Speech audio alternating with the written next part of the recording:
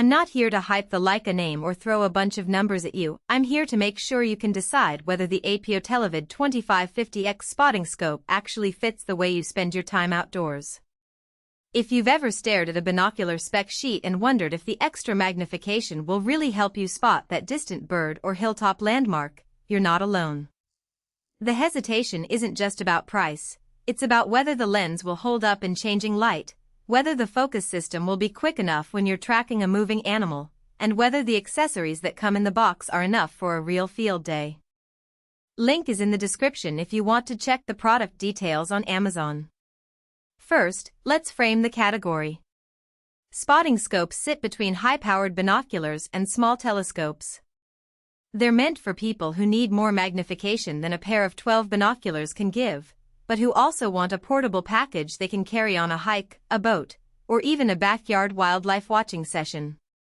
Because of that dual role, the trade-offs are often about size versus steadiness, eye relief versus comfort, and of course how well the optics perform across the variable lighting conditions you'll encounter from sunrise to late afternoon. The Leica APO Televid 2550X uses an 82mm objective and 2 focus knobs, a dual focus system that lets you course adjust the magnification and then fine-tune the focus without moving the entire tube. That design is meant for quick target acquisition when you're following a flock of geese or hunting a moving deer. In practice, the dual knobs feel like a decent compromise. The larger zoom knob turns smoothly and you can jump from 25 to 50 without hunting for a new focus point each time. The finer knob is a bit tighter, which means you can lock in a crisp image once you're tracking a stationary subject. For someone who spends an hour or two scanning a ridgeline, that speed can be the difference between missing a rare bird and capturing it on a phone. One practical strength that often gets lost in the spec sheet is the AquaDura coating. Leica's anti-reflective treatment isn't just a marketing buzzword, it actually reduces glare when you're looking at water or snow. I tested it on a misty lake with the sun low on the horizon. The image retained good contrast, and I didn't see the typical rainbow-like flare that cheap spotting scopes can produce. That means you can actually use the scope for waterfowl without the image washing out, which is a real advantage for hunters or birders who frequent wetlands. Another point that matters in the field is the inclusion of lens covers. Many brands sell the scope naked, assuming you'll purchase accessories separately.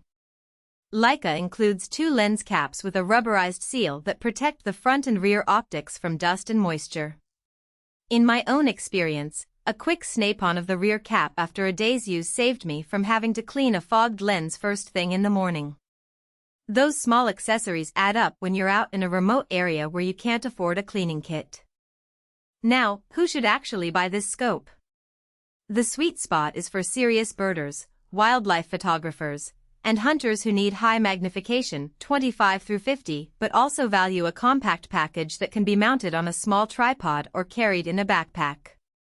If you're already comfortable with a 12 binocular and you find yourself wishing for more detail on distant subjects, the Leica gives you an immediate step up without forcing you into a full-size telescope that demands a heavy mount. On the flip side, there are scenarios where the APO Televid would feel like overkill.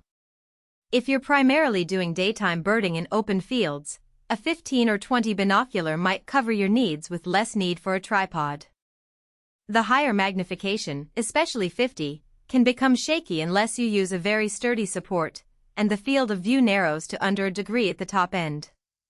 That means you'll have to hunt constantly for moving subjects, a disadvantage if you're not willing to trade some of that tracking time for the extra detail.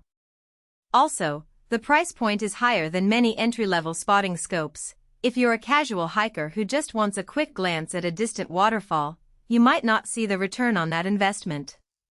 Practical weaknesses are worth noting. The dual focus system, while smooth, can be a bit fiddly if you're wearing thick gloves. The larger focus knob can be moved inadvertently when you're adjusting the mounting bracket, which would require you to re-zero the magnification. That's a minor annoyance but something to be aware of if you plan to use the scope in cold weather. Also, because the optics are optimized for color fidelity, the Hilux Pro lens system promises perfect color and contrast. The images can appear a bit too saturated in bright, direct sunlight. In those conditions, You may need to use the built-in diopter adjustment or a simple neutral density filter to tame the contrast. It's not a deal breaker, but it's